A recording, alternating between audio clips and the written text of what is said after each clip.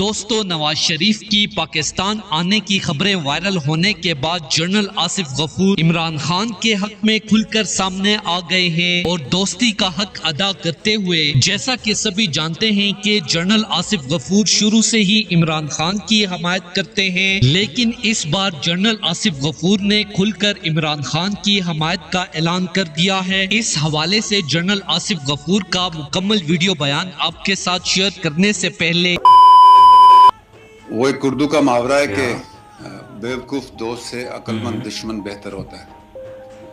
अब हमारी बदकिस्मती ये है, दुनिया की तारीख आप देखें तो सदियों की तारीख में ये कमज़ोर और ताकतवर की लड़ाई जो है वो हमेशा चलती रही, ख्वाह वो कबीले के लेवल पे हो, शहर के लेवल पे हो, मुल्कों के लेवल पे हो, रीजन्स के लेवल पे हो।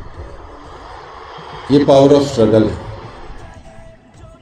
और इसमें ज़माने अमन जो है वो रिलेटिवली कम रहा है ज़्यादातर इस पावर स्ट्रगल में। तो ये ज़िंदगी का हिस्सा है, ये स्ट्रगल ज़िंदगी का हिस्सा है, ये सदियों से चलती आ रही है।